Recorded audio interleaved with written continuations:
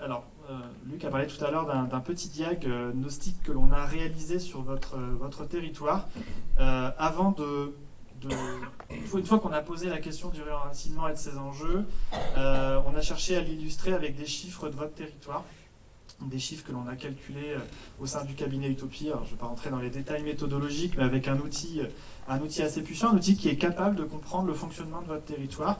Donc vous verrez, il y a peut-être des chiffres qui vont vous étonner, des chiffres assez nouveaux. Donc on a fait un petit diagnostic sur le territoire Estuaire-et-Sillon pour vraiment comprendre quels étaient les enjeux du réenracinement. On a tout d'abord, avant de regarder ce qui sort du territoire, on a cherché à comprendre quelles étaient les richesses qui entraient. Et effectivement, si vous reprenez tout à l'heure j'ai présenté l'image du seau, où on voyait la quantité de richesses qu'un territoire était capable de capter. Vous êtes un territoire qui fait rentrer des richesses dans le seau, ça c'est clair. Vous avez un revenu médian sur le territoire d'Estuaire-et-Sillon qui est aujourd'hui un revenu médian par unité de consommation, donc il faut traduire en gros revenu médian par ménage, même si c'est pas tout à fait ça, qui est aux alentours de 21 000 euros, 21 700, 000 euros 700 et 700. Oui, c'est ça, oui, j'ai un petit reflet, pardon. 21 000 euros 700 sur le territoire. La moyenne française, c'est un peu plus de 20 000 euros. Vous êtes significativement au-deçà de la moyenne française, donc il n'y a pas un souci majeur de prospérité. Vous avez un niveau de production qui est relativement élevé, 1,46 milliard de production sur votre territoire, et 59%, quasiment 60% de cette production est exportée, c'est-à-dire est vendue à l'extérieur. C'est des biens, c'est des services, c'est aussi du tourisme, ça rentre dans les exportations. La somme des exportations et du tourisme, ça représente sur le territoire Estuaire-et-Sillon aujourd'hui un peu plus de 870 millions d'euros, donc c'est beaucoup.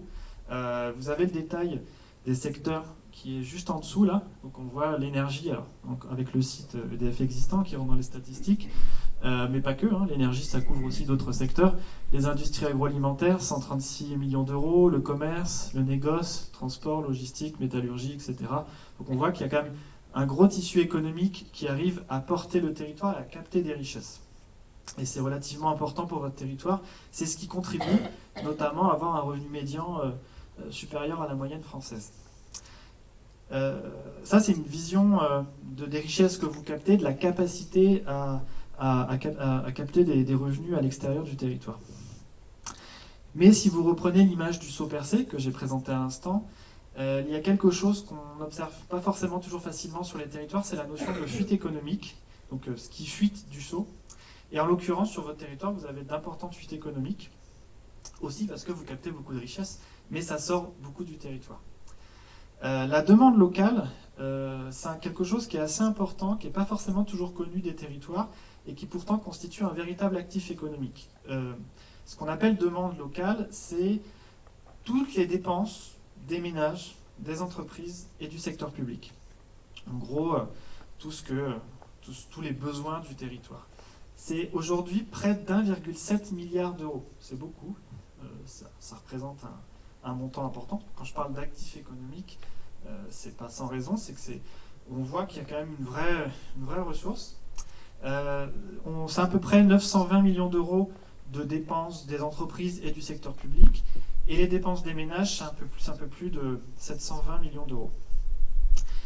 Sur ce 1,68 milliard d'euros, la part qui est importée, c'est-à-dire la part de cette demande qui trouve une réponse à l'extérieur du territoire, quand on dit importer, c'est pas forcément l'étranger, ça peut être le territoire juste à côté, c'est 67%. Ça représente en euros 1,13 milliard d'euros qui sortent, et vous avez le détail pour les entreprises et pour les ménages. Si on exprime ces fuites en emploi, ça représente un peu plus de 8200 emplois, et vous avez également le détail entre la demande des entreprises et la demande des ménages juste en dessous. Un chiffre qui est très intéressant, si on arrive à remplacer certaines de ces dépenses à l'extérieur qui pourraient légitimement trouver une réponse à l'intérieur, ne serait-ce qu'à hauteur de 1%, on pourrait créer plus de 80 emplois sur le territoire. C'est intéressant, ce raisonnement est intéressant parce qu'on voit bien que dans la limite bien évidemment, vous n'allez pas aller vers l'autarcie, vers l'autonomie totale, mais un petit rééquilibrage, un travail sur l'économie locale peut créer des emplois, un certain nombre d'emplois, peut-être à moindre frais, comparativement à une politique qui consisterait à en attirer de l'extérieur. On voit bien que réduire 1% des fuites du territoire, ça fait plus de 80 emplois. Vous voyez bien ce que ça peut impliquer d'attirer une société de 80 emplois sur votre territoire. Donc on voit bien que c'est intéressant, c'est une autre manière de faire du développement économique de l'intérieur. C'est une façon de faire du développement économique comme une autre. Et c'est quelque chose qui est souvent dans l'angle mort du développement économique, se dire on peut aussi développer le territoire à l'envers, de l'intérieur. Alors là, c'est un grand tableau, mais qui est très intéressant. C'est les fuites dont je vous ai parlé à l'instant en potentiel d'emploi. Donc, si vous reprenez la demande locale, l'ensemble de la demande du territoire, des entreprises, des ménages et du secteur public, par poste d'achat, par poste de dépense, c'est la première colonne. Donc là, vous l'avez en millions d'euros, tout ce qui est dépensé par l'ensemble des acteurs économiques du territoire et par poste d'achat. La deuxième colonne, c'est la part de cette demande qui est importée. Et vous voyez dans les cellules rouges, pardon pour la nuance, ce sont des secteurs, des postes d'achat ou de dépenses où la dépense se fait beaucoup à l'extérieur. Et en jaune, ce sont des postes d'achat où le territoire arrive quand même à se positionner. Et la troisième colonne, c'est le potentiel d'emploi, bien évidemment sous l'hypothèse de réenraciner 100%, mais je rappelle encore une fois, c'est ni souhaitable ni réalisable, mais juste pour avoir une idée du potentiel d'emploi correspondant aux fuites économiques sur chacun de ces postes d'achat. Et là, c'est très intéressant. On voit qu'il y a des opportunités dans tous les secteurs d'activité, dans l'agriculture, dans l'industrie, dans les industries, dans les services. Vous voyez, par exemple, les services, c'est ce que vous avez vers le bas. Services automobiles, transport logistique. Le secteur santé, éducation sociale, c'est 1500 emplois à l'extérieur du territoire qui répondent aux besoins des habitants. Donc ça, et des entreprises et du secteur public. Donc on voit bien qu'il y a beaucoup de fuites dans le domaine des services aussi, et un certain nombre de fuites en emploi dans les secteurs productifs. Et donc ce tableau a un intérêt, c'est de se dire que on peut développer le territoire de l'intérieur avec toute une série de modèles entrepreneuriaux, j'y reviendrai juste après, et dans toute une série de secteurs d'activité. C'est-à-dire, bien évidemment, il y a les services à la personne, les services aux entreprises, mais il y a tous les secteurs productifs, et on voit qu'il y a du potentiel partout. Il n'y a pas de limite, technique, j'ai envie de dire, à envisager des nouveaux secteurs d'activité dans tous les secteurs que vous avez ici à l'écran. Donc c'est ça l'intérêt aujourd'hui de se dire que développer le territoire de l'intérieur, oui, c'est possible, à condition d'identifier les fuites économiques, à condition d'identifier les secteurs où il y a du potentiel.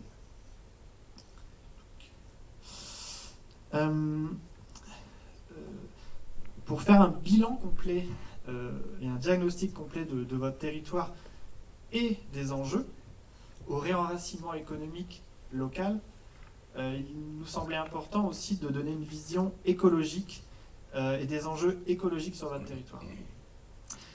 Tout à l'heure, je vous ai parlé d'empreinte matière première, c'est-à-dire la quantité de matières premières qui était incorporée dans toutes les importations du territoire. On a mesuré cette empreinte matière première pour le territoire estuaire et sillon. On a regardé quelle était l'empreinte annuelle par habitant. Donc ça, c'est la première colonne. Et la part de cette empreinte qui était en dehors de la France, c'est-à-dire dans le monde. C'est assez intéressant parce que c'est souvent très loin de chez nous et c'est une pollution et une mobilisation de matières premières qu'on ne voit pas. Donc on a regardé la matière première, j'y reviendrai. On a regardé aussi tous les indicateurs environnementaux, toute la pollution du territoire, et elle est relativement importante.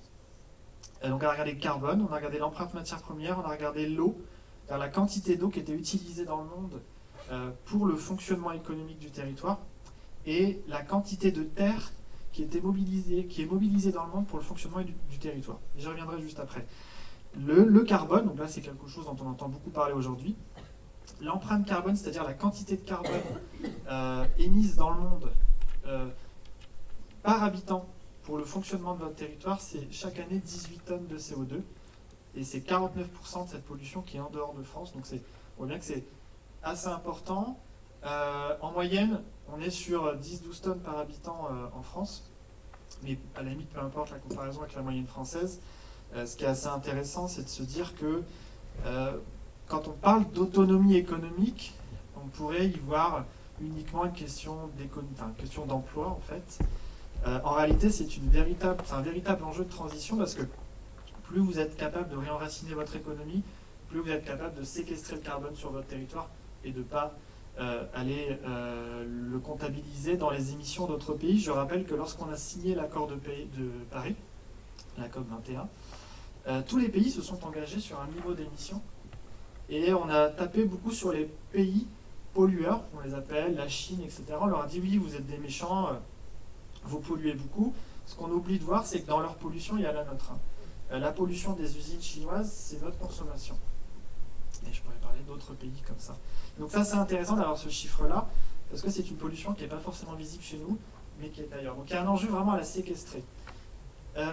L'empreinte matière, j'en parlais à l'instant, au total, par habitant et par an, c'est 72 tonnes de matières premières, c'est beaucoup, par habitant, pour le fonctionnement économique du territoire. C'est juste considérable. 65% de ces matières premières sont mobilisées ailleurs dans le monde.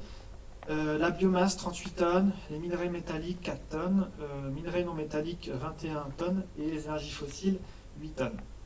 Donc c'est relativement important. C'est des matières premières qu'on pourrait se dire que par des boucles locales, j'y reviendrai, par des modèles économiques qui visent à réutiliser des matières existantes, on pourrait éviter. Et ça pourrait créer de nouvelles activités. L'empreinte eau, alors ça c'est quelque chose qui n'est pas toujours visible, c'est aujourd'hui près de 1500 mètres cubes par habitant.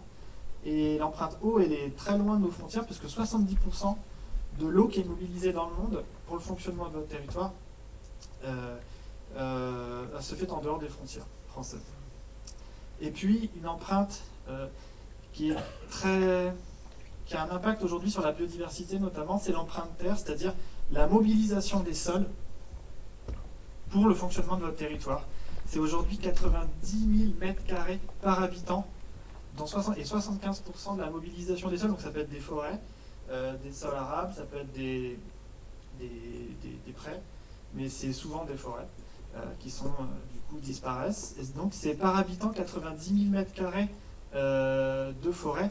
Il faut savoir qu'un terrain de foot c'est 7 000 mètres carrés. Donc c'est relativement important et c'est une empreinte qui n'est pas forcément visible, qui se situe en Afrique, en Amérique latine, etc. Et là on voit bien l'intérêt de se dire mais est-ce qu'il n'y a pas des modèles économiques à développer sur le territoire pour réduire notre empreinte terre ailleurs? Cette dernière slide est très importante parce que quand je parlais de convergence entre développement économique et développement durable, on le voit bien ici. C'est-à-dire qu'on peut éventuellement ne pas être convaincu par certaines questions économiques, parce que vous pouvez très bien dire on a un territoire qui est suffisamment prospère, après tout on a 1600 € de plus que la moyenne nationale. Là vous avez quand même un enjeu environnemental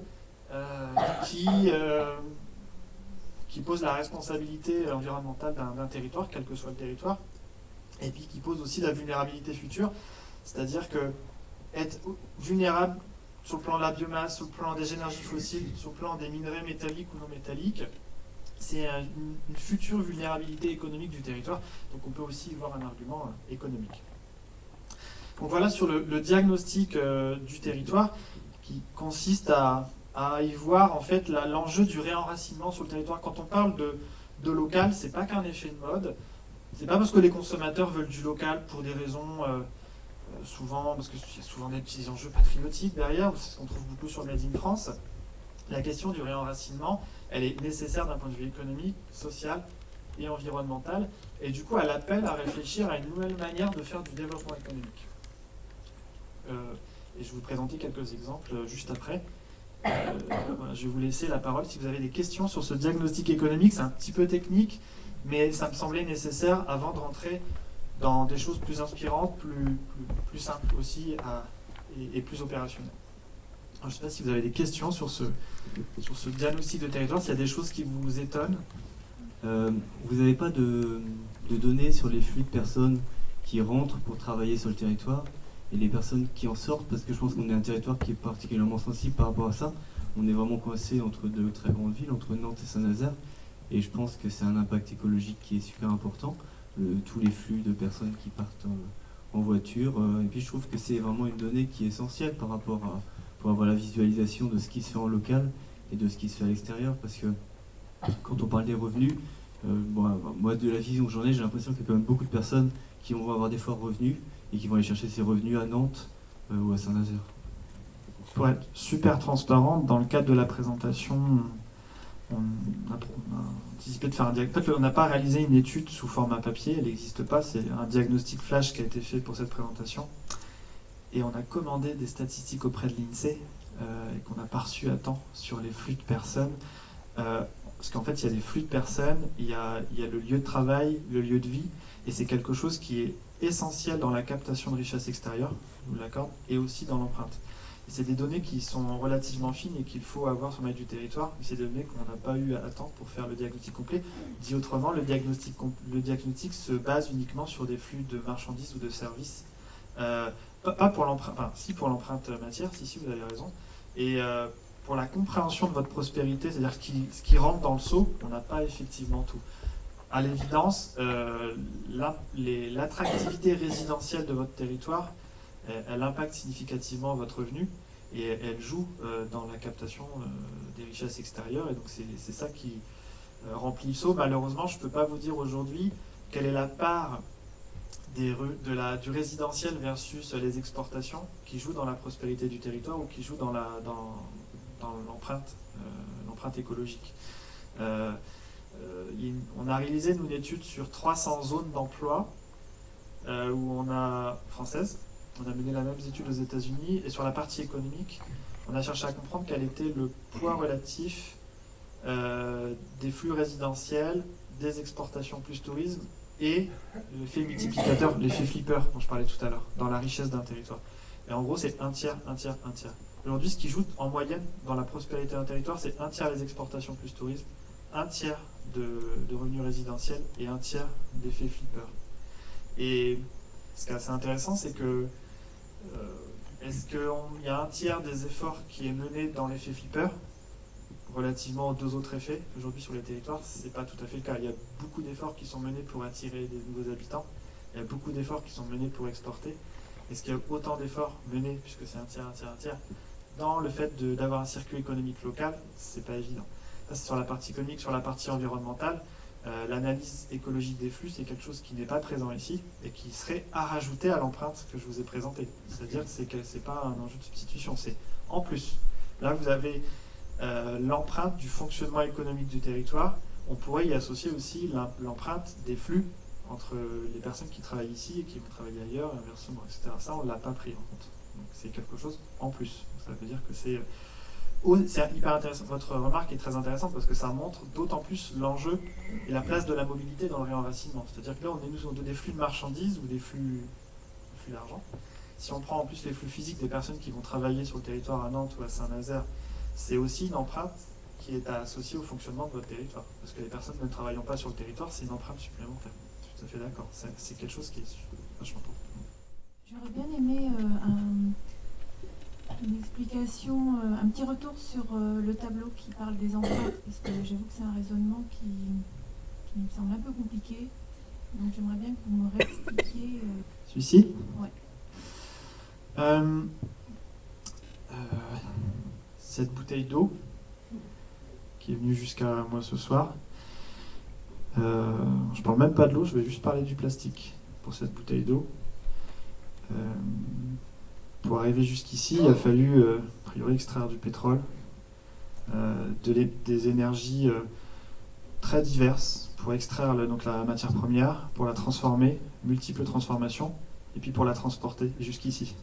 Donc cette bouteille d'eau, qui paraît pas, mais c'est plusieurs kilos de matière première dans le monde, et c'est ça en fait que l'on mesure, c'est-à-dire que on se dit c'est rien, c'est juste du plastique, c'est juste une bouteille d'eau, mais c'est des kilos et des kilos de matière première qui sont mobilisés dans le monde pour parvenir jusqu'à nous. Et ça, c'est quelque chose qui est pas forcément visible, sources des énergies fossiles nécessaires à ça, c'est, j'ai le tableau jusqu'ici, mais par exemple, oui, c'est ça, j'allais dire, c'est 50% d'énergie fossile qui sont en dehors de nos frontières, et des matières premières qui, par ailleurs, sont aujourd'hui en plus en tension. Je ne suis même pas sur le déchet, hein. Je ne suis même pas sur la pollution de ce que ça va devenir une fois que je l'aurai fini de l'avoir. Je suis juste sur la quantité de matières premières qui est nécessaire pour produire ce futur déchet. Et c'est ça en fait qui est assez intéressant. Je peux prendre cette bouteille d'eau, je peux prendre n'importe quoi qui est aujourd'hui acheté sur le territoire par des ménages, par des entreprises, ou même le secteur public. Et c'est ça en fait la question qui est intéressante, c'est que bon, là je prends un bien grande consommation, mais on peut réfléchir sur des achats stratégiques des entreprises locales. Ce sont des achats qui sont grands dans leur modèle économique, et ce sont des achats qui mobilisent beaucoup de matières premières qui dépendent de beaucoup de pays où il y a des tensions, déjà des tensions sur la matière première, parce qu'il y a une raréfaction. Aujourd'hui, on sait qu'il y a un tiers des matières premières qui seront plus là dans 15-20 ans. Alors vous allez me dire, on va peut-être les remplacer par autre chose. Donc ça crée aussi des climats de dépendance et de vulnérabilité. Vous avez aujourd'hui des grandes villes qui, à l'instar des Agenda 21, à l'instar des plans climat-énergie, à l'instar de toute la réflexion sur le carbone, mettent en place des plans de résilience aux matières premières. Par exemple, on accompagne et on travaille avec le Grand Lyon, et le Grand Lyon est en train de mettre en place des engagements de réduction de son empreinte matière de son territoire, en disant c'est notre responsabilité, en disant c'est des matières premières qui seront plus là dans 15 ans, 20 ans. Imaginez la vallée de la chimie, on a quand même un petit enjeu à essayer de les réduire, à essayer de trouver une solution, à essayer de mettre en place des boucles locales pour pouvoir éviter que ces matières premières viennent de très loin ou mobilisent des carrières, etc. etc. Donc voilà, ça c'est l'exemple sur les matières premières, mais cette même bouteille d'eau a mobilisé pour sa fabrication de l'eau, a mobilisé certains matériaux qui ont nécessité de la déforestation dans certains pays. Enfin voilà, c'est ça en fait le raisonnement de l'empreinte matière première, c'est vous consommez vous utilisez de la matière première sur votre territoire, mais à l'extérieur ça donne ça. Et la question c'est, est-ce qu'on accepterait qu'autant de matières premières soient mobilisées sur notre territoire, en l'occurrence le vôtre? On dit non. Et donc en fait la question du réenracinement de l'économie locale, c'est assumer d'une certaine façon une partie de sa pollution, on ne va pas pouvoir tout réenraciner, et c'est de trouver les solutions entrepreneuriales, j'y reviendrai juste après, pour réduire cette empreinte. Voilà. Et l'empreinte, elle prend plein de formes, et au-delà du carbone, on parle beaucoup de CO2, qui est quand même majeur, parce qu'en fait il joue sur le réchauffement climatique, mais il y a tout un tas d'autres empreintes écologiques, elle est multidimensionnelle, avec des répercussions sur... en l'occurrence, tout ce que je vous montre ici, ça a des répercussions sur quelque chose qui est très simple, c'est la biodiversité. C'est-à-dire que plus on mobilise de l'eau, des terres et des matières, plus ça joue sur les espèces qu'on trouve sur Terre, et plus ça les met en danger. En fait, je voudrais vous poser une question par rapport à l'installation de la grande distribution et des grands parcs commerciaux. L'argument principal, c'est la création d'emplois. Sauf que du coup, on n'y trouve pas de produits locaux, donc par rapport à votre schéma, ça veut dire que ça détruit des emplois indirectement. Ce que je voudrais savoir, c'est s'il y a une balance quand la grande distribution nous dit on crée 500 emplois, par rapport à l'impact que ça a sur le consommé local, combien ça en détruit en fait. Enfin, je voudrais savoir s'il y a une balance ou si c'est possible de calculer ça. En fait, c'est moi, c'est vous, ouais, c'est moi. C'est assez intéressant parce que vous allez voir après dans les exemples que je vais présenter, il y a l'entrepreneuriat de territoire, comme on l'appelle, ce qui vise à une nouvelle manière de faire du développement économique sur le territoire. C'est vrai qu'on peut penser qu'on est sur des modèles alternatifs et quelque part un peu anti-grande distribution. La force de la grande distribution, c'est que une très grande partie des achats qui est réalisée par les habitants. Donc en fait, ça a quand même un pouvoir d'impact. Ça ira moins loin dans la politique d'achat local que sur un circuit court, mais ça a un impact, ça peut avoir un impact énorme sur le territoire. Et aujourd'hui, dans la grande distribution, vous avez des indépendants, des enseignes dépendantes, vous avez un Hyper U qui est juste à côté, ou les Leclerc, qui parfois ont des politiques d'achat locales dans l'alimentaire qui peuvent aller jusqu'à 10-15%.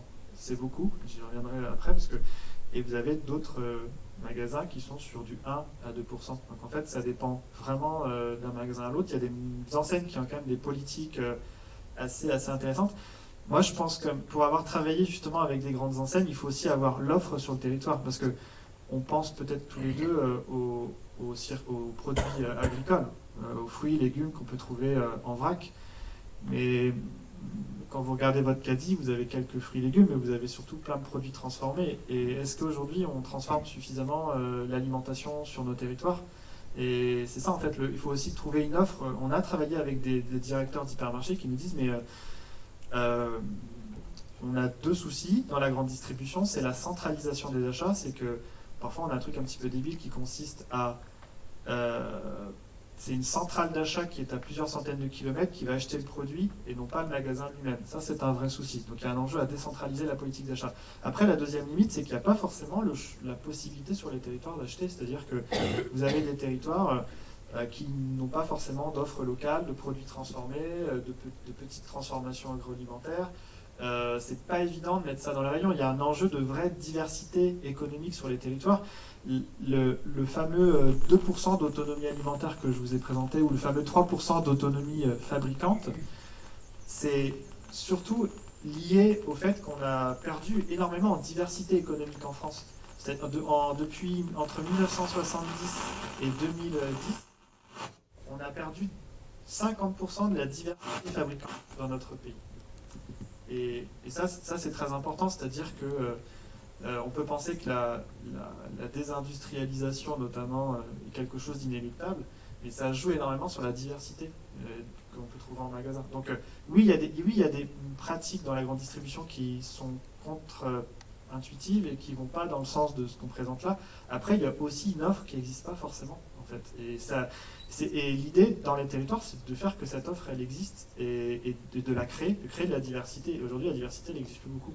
Et c'est ça, en fait, l'enjeu sur les territoires, c'est de donner envie à des entrepreneurs, à des acteurs économiques, publics, privés, d'amener toute cette diversité qui n'existe pas forcément. Une dernière question avant de passer Madame au milieu.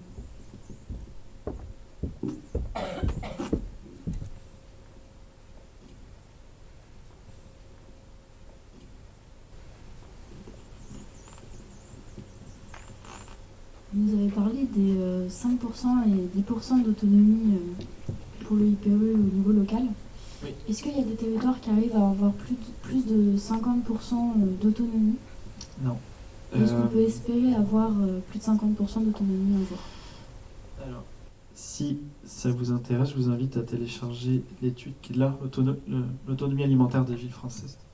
Donc on a réalisé le maximum. Alors, attention, on est à la maille des aires urbaines. Le premier travail qui a été mené, c'est l'aire urbaine. Une aire urbaine, c'est large, hein, c'est-à-dire que, si je comprends bien, l'aire urbaine de Nantes vient jusqu'ici. Donc les aires urbaines, la notion d'aire urbaine INSEE, ça va jusqu'au champ. Il y a quand même la capacité à gagner autonomie. On a aussi fait le travail à la maille des départements, des régions et de la France. Donc j'ai tous les chiffres. Le maximum que l'on peut trouver sur une aire urbaine, c'est Avignon avec 8%. Et vous verrez dans le classement, Nantes est relativement aux autres, dans l'absolu, on peut apprécier le score, mais je crois que c'est 5%. C'est au-delà de 6 pour Nantes et Angers n'est pas très loin. Donc vous avez des territoires qui sont un peu plus autonomes au plan alimentaire. 6% pour Nantes, ça veut dire que dans tout ce que les Nantais, les habitants de l'aire urbaine de Nantes en tout cas, mangent, que ce soit des produits à la maison, à l'extérieur, etc., dans tout ce que l'on mange, tous les produits agricoles qui composent l'alimentation, il y en a 6% qui viennent de l'agriculture locale. C'est ça que ça veut dire l'autonomie alimentaire. Ce qui est assez intéressant, c'est qu'il y a plein de territoires ruraux, très agricoles, qui ont des niveaux d'autonomie très bas, du type 1%, et alors que 99% de la production agricole de ces territoires sort. Donc en fait, on voit bien qu'il y a un enjeu quelque part à réorienter d'une certaine façon la production agricole locale vers l'alimentation locale.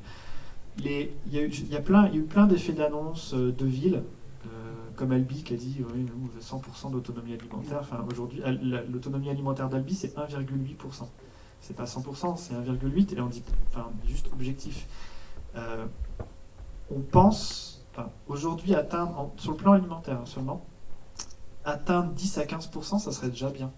On n'est pas dans une logique, c'est parce que c'est compliqué d'aller au-delà de 15%. Donc les territoires comme Nantes qui sont à 5-6, l'aire urbaine de Nantes en tout cas, atteindre 10 plus 15%, ça serait déjà pas mal. Je les ai plus en tête, mais on a fait des simulations, ce que ça représenterait par habitant en euros d'être aux alentours de 15% d'autonomie. Aujourd'hui, le 2%, le 2,1%, ça veut dire que chaque année, en moyenne, un habitant d'une aire urbaine dépense 15 euros. Enfin, il y a 15 euros qui reviennent à des agriculteurs locaux. Enfin, des 15 euros, c'est pas du circuit court, ou des produits agricoles qui sont inclus dans la consommation des habitants. 15 euros par habitant, c'est quand même pas beaucoup. Donc si on veut aujourd'hui, je pense que c'est entre 100, je crois que c'est de mémoire, c'est entre 100 et 150 euros par habitant et par an pour avoir un bon niveau d'autonomie autour de 15%. Mais les chiffres qui sont annoncés ou les ambitions politiques aux alentours de 5%, de 50%, c'est juste pas possible parce que il suffit de regarder son alimentation quotidienne et se rendre compte que voilà, c'est dans une économie relativement ouverte. Donc 15%, ça serait bien et on en est assez loin pour beaucoup de territoires. En comparaison au IPE, qui est un circuit long, si plus d'enseignes proposaient des circuits courts, ça reviendrait à combien à peu près de pourcents alors ça dépend d'un ménage, vous allez dire que peut-être pas vous, peut-être pas moi, peut-être, mais en moyenne, le panier moyen d'un Français, c'est 95% de produits transformés. Donc ça veut dire que si on joue sur les circuits courts, c'est sur les 5%. Donc il y a beaucoup de choses à faire sur les circuits courts. Peut-être aussi faire que les Français mangent moins de produits transformés et qu'on baisse ce taux-là. Mais si on reste sur les habitudes alimentaires des Français aujourd'hui, on ne jouerait que sur les 5%. Donc on voit bien que jouer uniquement sur les circuits courts, ça permet de gagner quelques points d'autonomie, mais pas beaucoup. C'est-à-dire qu'en fait, l'énorme enjeu, c'est... bien évidemment, je suis le premier à défendre les circuits courts, mais très raisonnablement, du coup, en sortant cette étude, j'ai pu discuter avec pas mal d'experts. Et aujourd'hui, l'enjeu numéro 1, c'est d'avoir des yaourts locaux, d'avoir des plats cuisinés locaux, d'avoir des choses transformées que les gens mangent, en fait, à moins de modifier radicalement, d'avoir des biscuits locaux. C'est ça, enfin, d'arriver à créer des vrais hubs alimentaires locaux où on peut vraiment aller du champ à l'assiette, mais pas que par des circuits courts, c'est du champ à l'assiette en passant par de la production locale.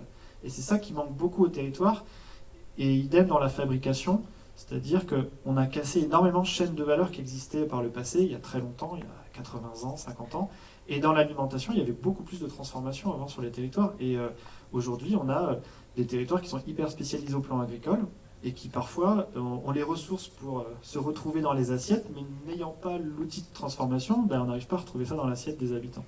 Voilà. Donc si on faisait du circuit court, en fait il y a deux choses. Il y a un peu plus de permaculture, d'autonomie dans son jardin, etc. Voilà. Plus de circuit court, on pense qu'on pourrait gagner 1, 2, 3 points, mais c'est déjà ça, c'est beaucoup. Mais c'est pas ça qui fait qu'on arrivera à atteindre un objectif raisonnable pour une ville de 100 000 habitants. L'objectif raisonnable, c'est d'être aux alentours des 15%. 15%, ça fait baisser significativement les empreintes écologiques, dont je parle à l'instant. Ça a déjà un impact considérable sur l'empreinte écologique.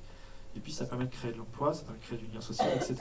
Mais le circuit court ne suffit pas, en fait. Malheureusement, quand on parle d'alimentation locale, on a souvent tendance à limiter le débat au circuit court. Et je ne suis pas là pour dire que ça, au contraire, je suis là pour le défendre, mais ça ne suffit pas. C'est-à-dire qu'il faut pas seulement il faut que dans les drives fermiers, puisque c'est un truc à la mode, il faut aussi qu'on ait plus de produits transformés. Voilà, ça c'est important.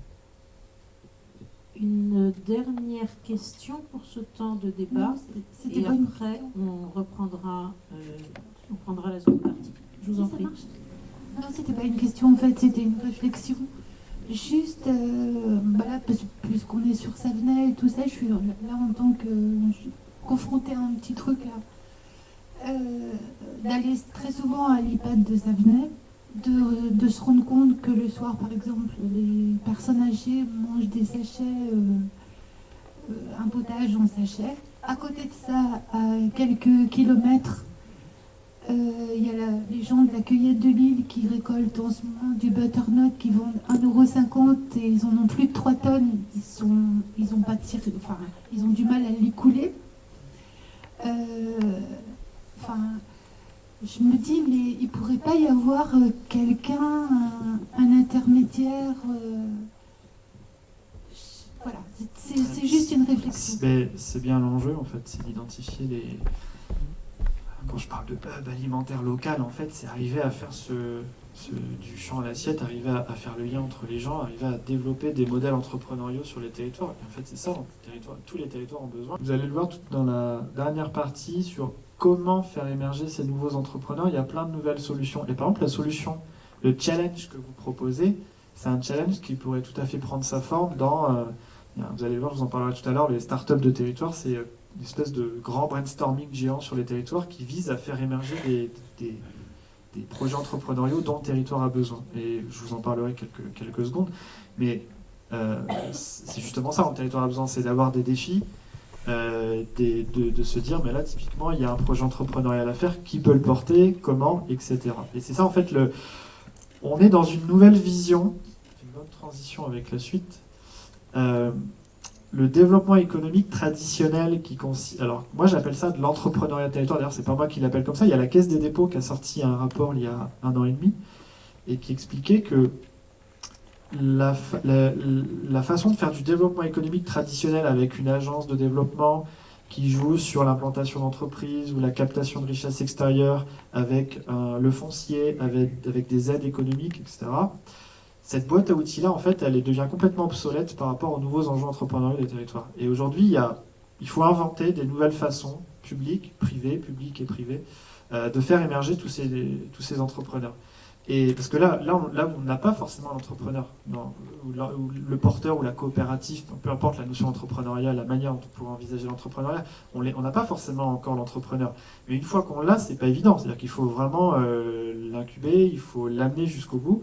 Et c'est là, en fait, qu'il faut innover en matière de développement économique. Ça ne suffit pas de dire, tiens, je te donne une aide fiscale, ou je te donne tant de mètres carrés, ou je t'offre tant de mètres carrés de foncier à un prix raisonnable. En fait, le développement économique très classique de ce format-là ne suffit pas. Il faut inventer des nouveaux formats de développement. Et c'est là, en fait, que c'est assez intéressant et que dans la dernière partie, je vais vous présenter quelques exemples et c'est l'enjeu aussi que vous puissiez réagir sur les exemples d'outils de développement économique qui existent ailleurs, ou en France ou à l'international. Je vous les présenterai en dernière partie, vous verrez.